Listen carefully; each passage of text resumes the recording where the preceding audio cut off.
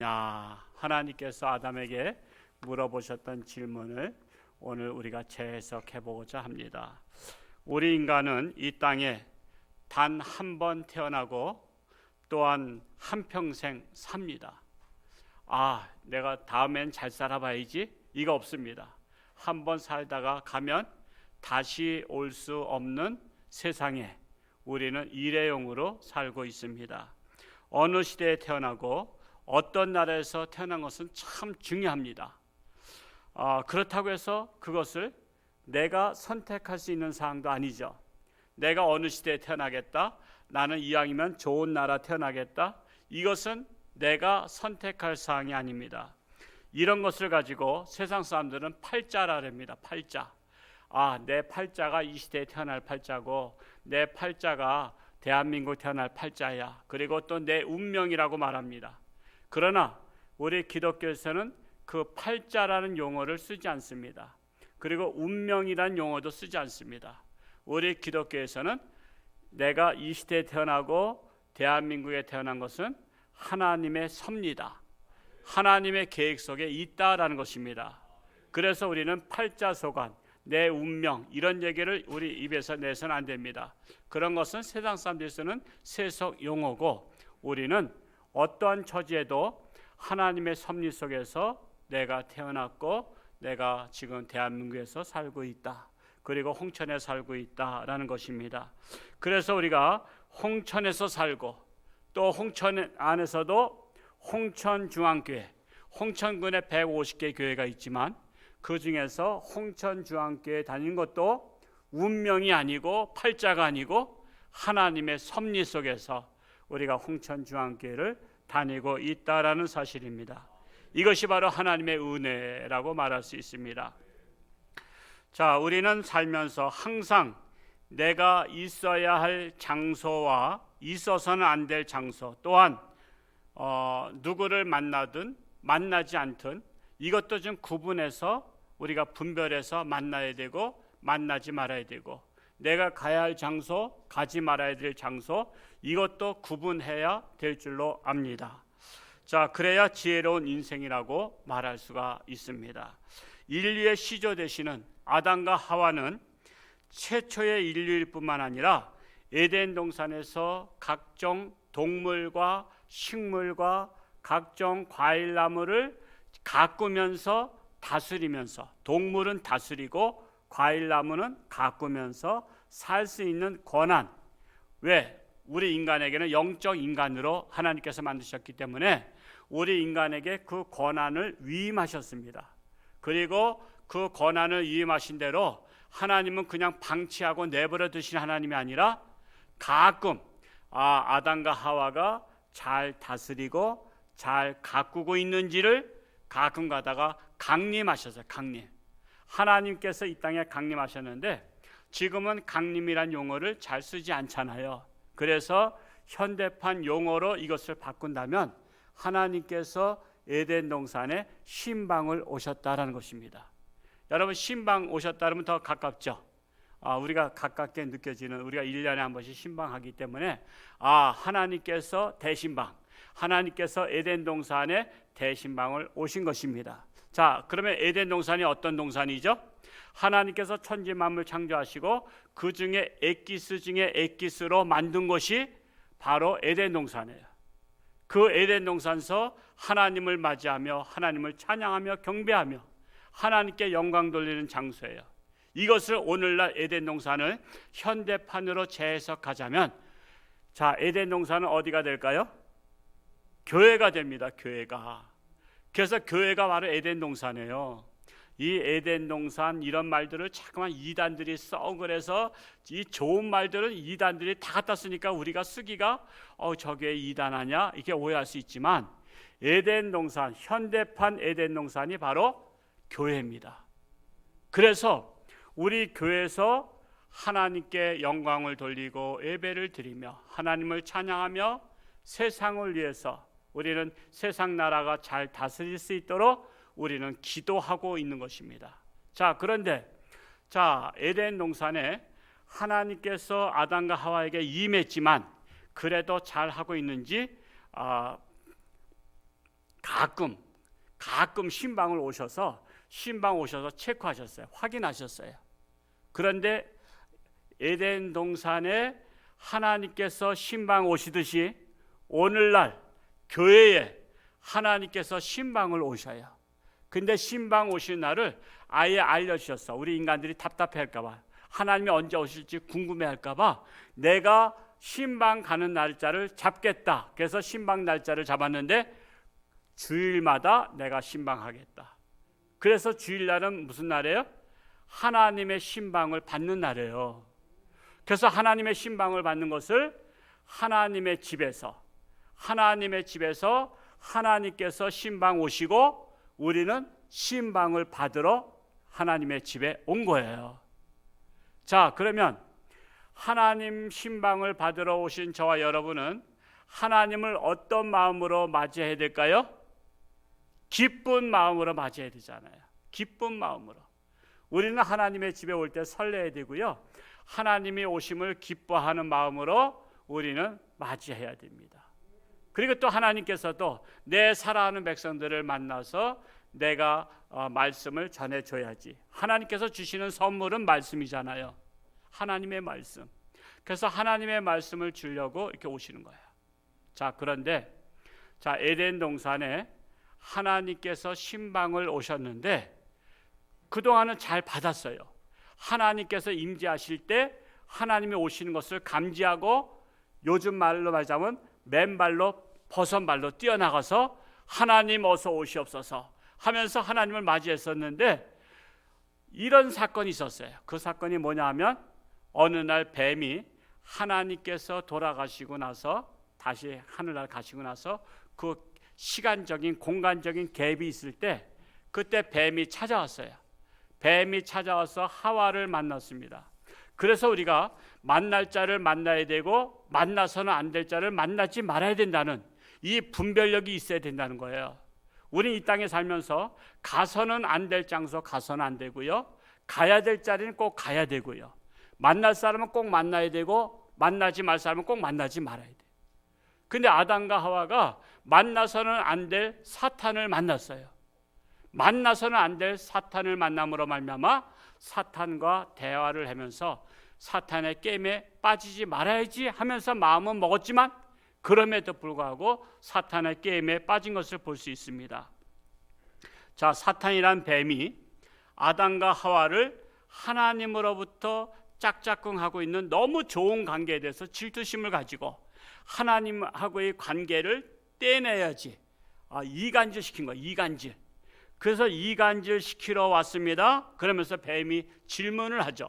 뱀이 어떤 질문을 하냐면 하나님이 참으로 너희에게 동산 모든 나무의 열매를 먹지 말라 하더냐 그래요.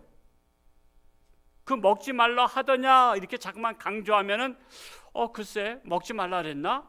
내가 의사무사한데 사람은요 그 질문에 그 뉘앙스가 있어요. 뉘앙스. 너희들 참으로 먹지 말라 하더냐?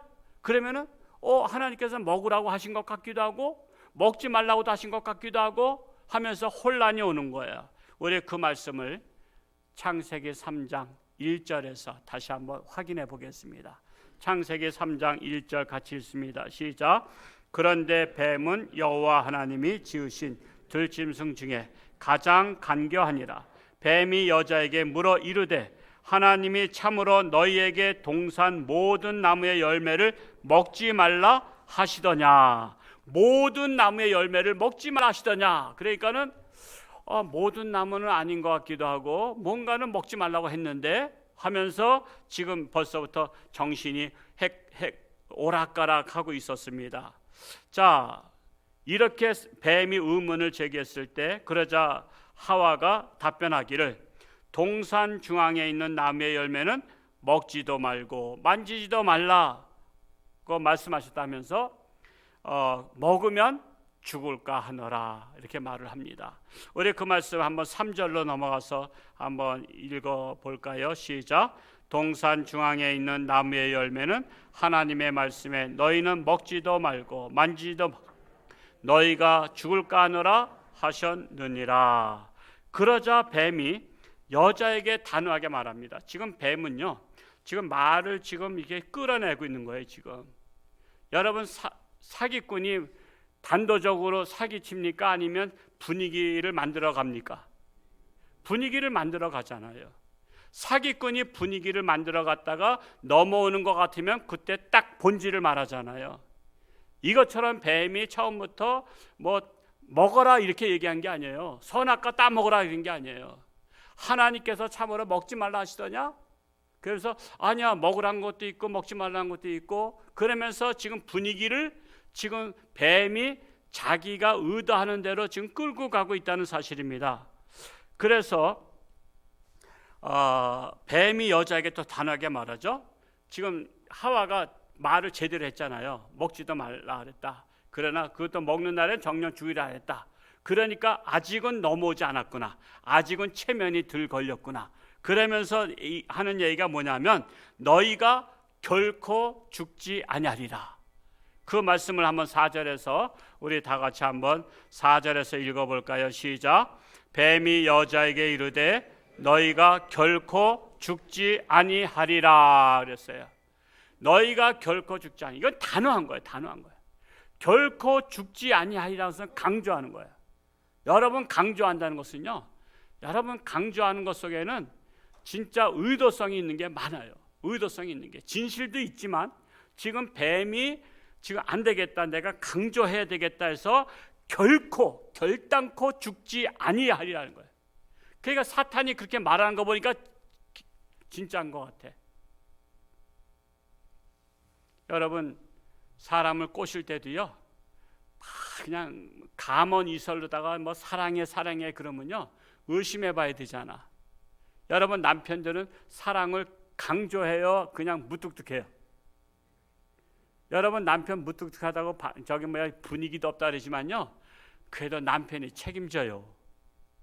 아내가 술집 아가씨하고 누가 더 싹싹할까요?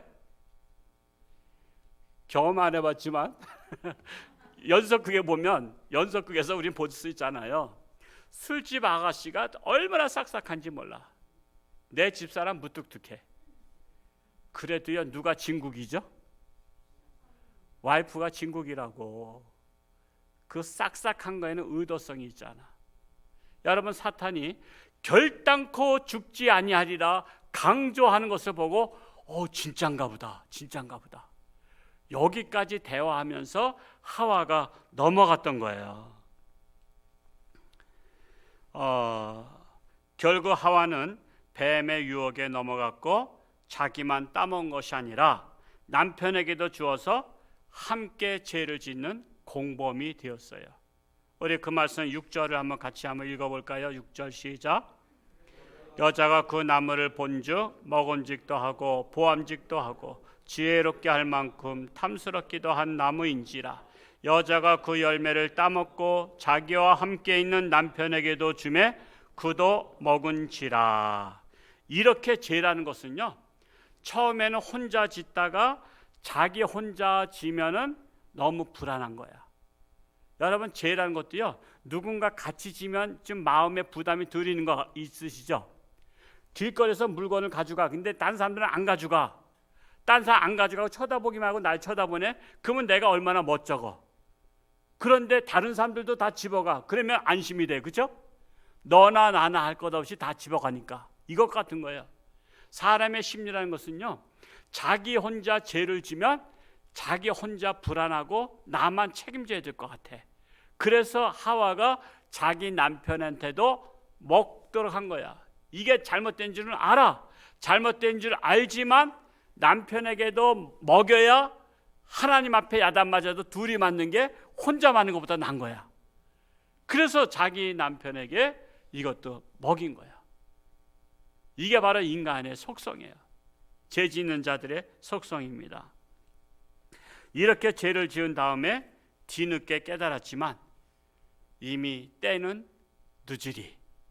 우리 한번 7절 말씀 한번 읽어볼까요? 7절 말씀 시작. 이에 그들의 눈이 밝아져 자기들이 벗은 줄을 알고 무화과 나무 잎을 엮고 치마로 삼았더라.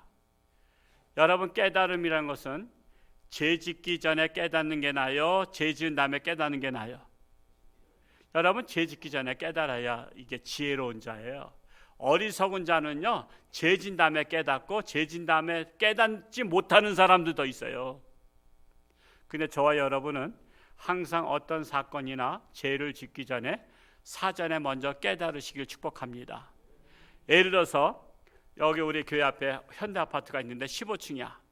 어떤 사람이 코로나도 힘들고 경제도 힘들고 장사도 안 되고 진짜 너무 힘들어, 이럴 바엔 죽는 게 나아, 그러면서 뛰어내렸는데 거기서 15층이니까 내려오는 시간이 있어. 한 5층 정도 내려왔을 때 깨달음이 왔어. 이건 내가 잘못한 거야. 내가 정말 살기 싫어서 내가 뛰어내리긴 했는데 이러면 처자식은 누굴 믿고 사나. 내가 지금 이제 깨달음이 왔어. 깨달음이 왔으면 다시 원위치로 뿅 하고 올라가요? 깨달음이 왔어도 거기는 어차피 뛰어내렸기 때문에 어떻게 할 도리가 없이 그냥 떨어져 죽는 거야. 깨달음이 언제 와야 돼요?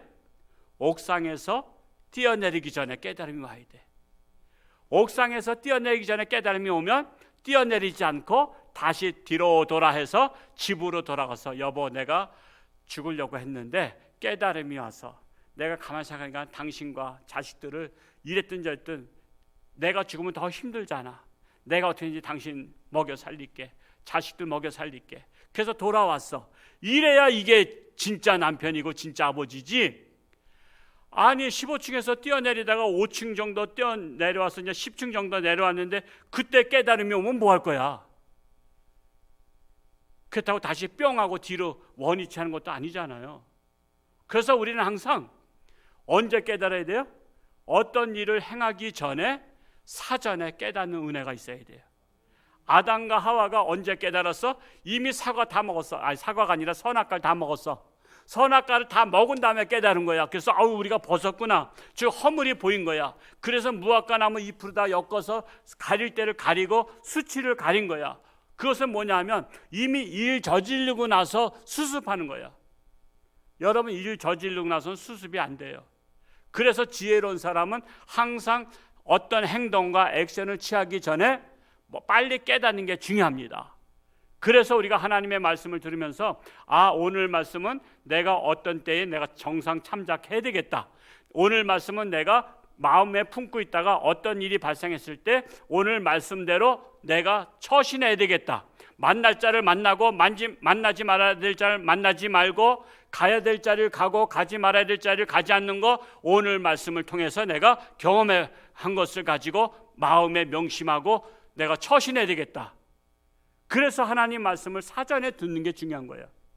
주의사항은 사고치고 나서 듣는 게 아니라 사고치기 전에 주의사항을 들어야 사고를 치지 않는다는 사실입니다. 자, 이럴 때 이제 사고치고 나서 죄를 짓고 나서 이미 깨달았지만 때는 늦었을 때 하나님께서 에덴 동산에 신방 오신 거예요. 또 갑자기 하나님 오시는 신방 소리가 막 들리는 거야. 그 당시에 뭐 차 타고 오는 건 아니지만 하나님께서 임재하시니까 벌써 영적으로 감지한 거야. 지금 하나님께서 강림하고 계시구나. 즉 현대판을 신방하고 계시구나. 그런데 이 하나님의 신방을 뛰어나와서 맞이해야 될 그들이 맞이하기는커녕 동산 나무 숲속에 숨어 있었던 거예요. 야, 하나님 오신다, 빨리 숨자. 우리 없는 것처럼 하자, 외출한 것처럼 하자. 신방 올 때 야, 목사님 오신다, 우리 어디 숨어 있자. 그럼 목사님 그냥 가시게 하자. 지금 그런 것 같은 거예요 지금. 자, 이럴 때 하나님께서 질문하십니다. 오늘 세 가지 질문을 통해서 우리가 깨달음이 있기를 축복합니다. 첫 번째로는 내가 어디 있느냐라고 하나님께서 질문하셔요. 우리 그 말씀을 한번 읽어볼까요? 9절 말씀에서 읽어보겠습니다. 시작. 여호와 하나님이 아담을 부르시며 그에게 이르시되 내가 어디 있느냐라고 부르십니다. 자, 하나님께서 에덴 동산에서 강림하실 때 아담과 하와는 하나님을 기쁨으로 맞이하지 아니하고 숨어 있어요. 미리 숨었어요. 그러면 하나님께서 아실까요, 모르실까요? 하나님은 모든 것을 아시는 전지전능하신 하나님이셔요. 이미 뱀하고 뱀의 게임을 당할 때도 저거 넘어가면 안 되는데 넘어가면 안 되는데 이미 하나님 보셔서, 근데 자유의지 좋기 때문에 강제로 막지 않으셨어요. 하나님은 우리 인간에게 자유의지를 주셨거든요. 그래서 저 넘어가면 안 되는데 넘어가네. 내가 지금 가서 좀 이거 야단 좀 쳐야 되겠다 하고서는 하나님이 강림하셨을 때 숨으면 될 줄 알았어. 그러면 하나님이 신방 오셨다 그냥 돌아가실 줄 알았어. 근데 하나님은 다 보신 거야. 보시고 그럼에도 불구하고 내가 너희들 찾았다 이렇게 말하지 않고 스스로 양심을 깨우신 거야. 양심을. 아담아 내가 어디 있느냐. 이거 벌써 하나님은 아시면서, 숨어있는 거 아시면서. 마치 저 시골에, 저도 시골 출신이지만 이 추석 때나 명절에 산소를 가다 보니까 꽁이 숨었는데 어떻게 숨었냐면 그 쥐구멍 같은 데다가 머리를 콕 박고 몸뚱아리는 밖으로 나와 있어. 자기가 콕 숨어버리니까 캄캄하니까 아무것도 안 보이니까 자기 몸도 밖에서도 안 보이는 줄 알아. 여러분 그런 거 경험해 보셨나요? 그래서 우리 집안 식구들이 이 성묘 가다가 저 꽁이 저기 있네. 저거 잡아야 되겠다. 그래서 이게 가니까 발자국 소리가 가까이 오니까 이게 불안한지 고개를 뺐어. 머리를 빼니까 그 사람이 가까이 오니까 후다닥 하고 도망가더라고. 그것처럼 사람이 머리를 그냥 자기가 안 보이면 남들한테도 안 보이는 줄 알아. 아니에요. 하나님은 내가 안 보여도 하나님은 보이시는 하나님이셔. 내가 숨어서 이것이 완전한 것 같지만 하나님은 그것조차도 보시는 하나님이셔요. 그래서 지금 어디 있느냐라고 하나님께서 양심을 깨우신 거예요. 여러분, 에덴 동산은 하나님이 강림하시는 장소입니다. 오늘날로 비유하자면 하나님이 강림하시는 장소가 어디죠? 바로 교회가 에덴 동산이에요. 교회가 에덴 동산. 즉 하나님이 에덴 동산 같은 교회에 신방 오셨는데, 자 오늘 이제 하나님께서는 정기적으로 교회에 에덴 동산 같은 교회에 신방 오신 거예요. 자 하나님께서 신방 오신다 그러면 나가서 맞이해야 돼요? 그대로다가 숨어 있어야 돼요? 맞이해야 돼요. 예를 들어서 하나님 말고 세상 대통령이라도 대통령이 찾아와서 나를 만나겠다고, 그런데 내가 들에서 일하고 있었어. 그러면 일하고 있는데 저녁 때 집에 들어갈 예정이야. 그러면 비서가 와서 지금 대통령님께서 당신 만나러 오셨습니다. 그래요? 나 오늘 일을 다 마쳐야 들어가는데 저녁 때까지 기다리시라 그래요. 그래요? 그렇게 뭐라 그러죠? 건방지다 그러죠. 대통령께서 오셨다 그러면 맨발로라도 뛰어나가서 맞이해야 되는 게 인간의 도리잖아요. 여러분 장관님이 오셔도 맨발로라도 뛰어나가서 장관이 이 누추한 것을 어떻게 오셨습니까? 맞이해야 되잖아요. 하나님께서 예비하고 있으라고, 준비하고 있으라고 내가 신방하는 날을 정해줄게. 그래서 거룩한 주일날은 하나님께서 신방하신 날이야. 그러면 하나님께서 오시겠다는데 우리 하나님의 백성들이 와야 돼요? 안 와야 돼요? 와야 되는 거예요. 내가 먼저 나와서 하나님 만나기로 약속한 시간이 11시야. 그러면 내가 최소한 더 먼저 나와서 내가 하나님을 맞이해야지 하나님이 나를 맞이해서 되겠냐 이거예요. 물론 애들은 부모가 먼저 맞이해. 왜냐하면 애들은 부모가 기다리고 있어. 근데 성숙한 아이들은, 성숙한 자식은 자기들이 부모님을 맞이해야 되는 거야. 우리 신앙도 마찬가지예요. 성숙한 신앙인은 하나님을 미리 와서 맞이하는 거야. 미숙한 초신자라든가 그런 분들은 하나님께서 미리 맞이하기도 하지만 자기도 깨닫고 신앙이 성숙해지면 이제는 내가 먼저 하나님을 맞이해야 되겠다. 이래야 올바른 자세예요. 그래서 거룩한 주일은 하나님의 신방 받는 날이고, 하나님의 신방을 기쁨으로 우리가 열일 제쳐놓고 하나님 앞에 나와서 하나님을 맞이하는 거예요. 바로 오늘이 하나님 신방 받는 날이에요. 그런데 하나님의 신방을 거절하고 김 집사야, 이 집사야, 네가 어디 있느냐 지금 하나님 물으시는 거예요. 하나님, 제가 코로나 때문에 못 가요. 코로나 때문에. 그러나 하나님을 진정으로 사랑한다면 여러분 연애하는 사람과 같아요. 여러분 연애에 빠지면요 부모가 말려도 결혼하는 거 아시죠? 부모가 말려 너희들 그냥 어느 부잣집 딸이야. 너 만약에 그 남자하고 결혼하면 너 재산도 안 물려주고 아무것도 안 준다. 그래도 나가서 그 학고방집이라죠. 학고방집에서 그 결혼 생활하는 사람들도 있더라고. 부모도 못 말리는 게 사랑이야. 여러분 진짜 내가 하나님을 사랑하고 하나님이 나를 사랑하시고 나 같은 죄인을 위해서 죽으신 것을 생각한다면 여러분 코로나가 말린다고 하나요? 죽음이 내 앞에 온다 할지라도 총이 목에 들어온다 할지라도 나는 하나님 만나겠습니다. 하나님 사랑합니다. 우리가 여기까지 가야 하나님을 감동시킨다니까요. 하나님께서 아브라함을 시험 볼 때 가장 사랑하는 아들 모리아산에서 제물로 바치라 했을 때 하나님은 다 이게 요즘에 모니터처럼 다 보셨다고. 야 제가 모리아산 가고 있구나. 아들하고 가는구나. 장작더미 갖고 가는구나. 자 천사들이 하나님 옆에서 진짜 아브라함이 하나님 시험에 합격할까요? 야 지켜보자. 그러면서 야 만약에 진짜 합격하게 되면 대신 염소 하나 산 수풀에다가 뿔이 묶여져 있어서 꼼짝 못하게 해. 대신 산제사 드릴 거를 준비케 하시고 딱 보잖아요. 그리고 장작더미를 쌓아요. 아들을 딱 묶어요. 그리고 칼로다가 옛날엔 산제사 잡았잖아요. 칼을 들어서 내리칠 때까지 하나님은 침묵하고 계시다가 내리치는 순간에 아브라함아 내가 네 마음을 알았다. 합격. 하나님은 거기까지 시험하시는 하나님이셔요. 여러분 저는 상상해봐. 나는 내 아들 그렇게 잡으라면 난 못 잡을 것 같아. 나는 그래서 아브라함의 말하자면 발가락 떼만도 못해. 나는 믿음이 그렇게 작아. 나는 내 아들을 제물로 바칠 만한 믿음이 없어. 물론 시대적인 상황이 다르긴 하지만요. 그런데 오늘날에 코로나 때문에 하나님과 내 사이에 가로막고 있다면 죽음이 나를 갈라놓을지라도 나는 하나님 앞에 신방을 받겠습니다. 거기까지 가야 하나님께서 네 믿음 합격. 하나님 앞에서 합격하지 아니하면 우리는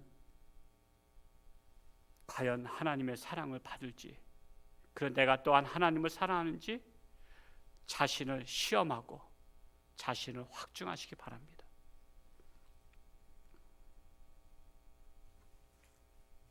참으로 여러분은 하나님 신방을 받으러 오셨습니다. 참 잘 오셨어요. 부모님은 10손가락 깨물어 안 아픈 손가락 없다고 하십니다. 하나님의 백성들 중에 하나님의 신방을 받지 않고 아담과 하와가 에덴 동산에서 숨었듯이 이 시대에도 하나님의 성전에서 하나님의 신방을 받지 않는 자들에게 하나님께서 질문하신 것은 너희가 나를 맞이할 시간에 맞이하지 아니하고 내가 어디 있느냐?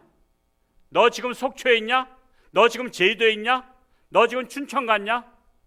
너 지금 입을 뒤집어 쓰고 있냐? 하나님께서 내가 어디 있냐? 오늘날에도 질문하고 계십니다. 두 번째로 하나님이 질문하신 것은 내가 왜 숨었느냐예요. 내가 왜 숨었느냐? 스스로 돌아보게 하시는 질문인데 10절 말씀을 같이 한번 읽어보겠습니다. 시작. 이르되 내가 동산에서 하나님의 소리를 듣고 내가 벗었으므로 두려워하여 숨었나이다. 제가 질문한 대로 내가 왜 숨었느냐라고 하나님께서 말씀하지 않았지만 답변을 보면 지금 알 수가 있는 거예요. 답변을 보면 하나님의 질문을 유추해 볼 수 있는 것인데 지금 그 답변이 뭐예요? 하나님 앞에서 하나도 숨길 수 없습니다. 아담이 고백하는 거예요.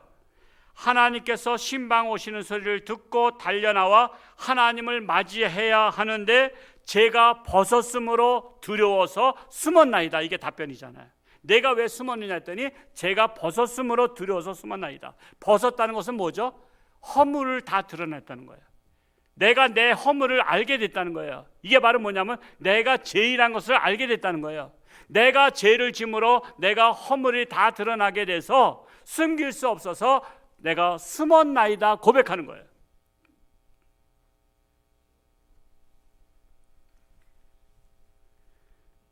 하나님을 맞이할 시간에 달려 나오지 않고 왜 숨어 있습니까?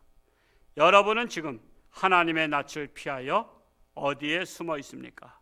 하나님을 맞이할 시간에 하나님을 만나러 나오지 아니한 것은 숨은 것과 같다라는 것입니다. 우리는 하나님이 찾아오실 때에 기쁨으로 맞이하는 사람이 되시고 숨는 사람이 되지 않기를 축복합니다.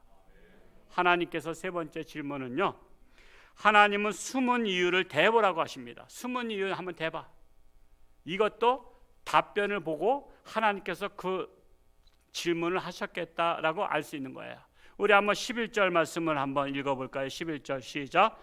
이르시되 누가 너의 벗었음을 내게 알렸느냐? 내가 내게 먹지 말라 명한 그 나무 열매를 내가 먹었느냐 하면서 너희가 숨은 이유를 한번 대봐라, 먹은 이유를 한번 대보라, 이렇게 말씀하신 거예요. 그러자 아담의 답변은 두 가지고요, 하와의 답변은 한 가지예요. 자, 먼저 아담의 답변을 볼까요? 아담은 첫 번째, 내가 선악과를 따먹은 이유는 하나님이 하와를 줬기 때문입니다. 지금 하나님이 하와를 줬기 때문에 하나님 때문에 내가 따먹었다는 거예요 지금.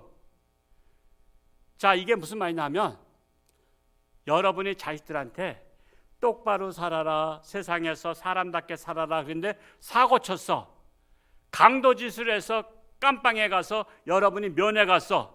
그랬더니 아들한테 네가 왜 그런 일을 했냐 그랬더니 아버지 엄마가 저를 낳기 때문에 했습니다. 말이 돼요 안 돼요? 아니 이런 불자식이 있나? 아니 내가 무슨 강도짓 하라고 내가 낳았나? 지금 그거예요. 너 왜 강도짓 했냐 했더니 아버지 엄마가 저를 낳았잖아요. 낳기 때문에 제가 강도짓 했어요. 지금 적반하장인 거예요. 하나님이 하와를 줬기 때문에 제가 저질렀지, 내가 하나님 아니면 내가 이 일을 저질렀겠어요? 지금 하는 거예요 지금. 두 번째 핑계는 뭐죠? 하와가 저한테 줬기 때문에. 첫 번째는 하나님이 주신 것이 잘못이고 하와를 준 게 잘못이고, 두 번째는 하와가 나를 꼬셔서 나로 하여금 먹으라는 바람에 제가 먹었습니다. 아내가 먹으라는데 제가 지약이라도 먹어야지 어떻게 합니까? 그러면서 하와 때문에 줬습니다. 그러니까 퍼센트로 따지면 하나님 잘못 30%, 하와 잘못 30%, 내 잘못 30%, 333. 하나님을 물고 늘어지고 하와를 물고 늘어진 거예요. 나 혼자 죄의 대가를 치를 수 없습니다. 이 죄의 책임은 하나님이 주신 것도 잘못이고 하와가 나보러 먹으라는 것도 잘못입니다. 나는 나 혼자 책임지지 않겠습니다. 하나님 물고 늘어졌지 하와 물고 늘어졌어요. 여러분 남편이 그 정도 여러분한테 책임을 전가시키면 그 남편 좋아요 안 좋아요? 하와가 그 옆에 있으면서 요 남편 봐라, 뭐 내가 줘서 뭐 먹었어? 아이고 지가 덥석 받아먹고 한 개 더 없냐 이러면서. 지금 아담은 비열하고 치사한 거예요. 아담 같은 자손들이 오늘날에 얼마나 많아. 책임을 전가하는 사람. 내 책임 아닙니다. 내 책임 아니. 누구 때문입니다. 누구 때문입니다. 전 정권 때문입니다. 이번에 안타까운 일이 벌어졌죠. 금강산에서 박광자 사건 다음에 12년 만에 우리 한 공무원이 총에 맞아 죽었어요. 근데 이것을 한 몇 시간 동안 아무 조치도 취하지 않았어요. 그랬는데 책임을 지는 사람이 없어요. 그래서 책임을 돌린 것이 뭐죠? 그가 월북한 것이다. 그가 월북했기 때문이다. 월북한 근거가 뭐냐? 그가 2천만 원 빚이 있다더라. 2천만 원 빚지면 월북해요? 그리고 그의 신상을 털어보니까 PC방에 가서 노름했더라. 그래서 이 죽은 사람의 명예를 먹칠하고 있어요. 오로지 이 죽은 사람 책임이다. 죽은 사람 책임이다. 그가 왜 월북해가지고 왜 총에 맞아 죽었냐? 네 잘못이야. 모든 책임을 전가시키고 있어요.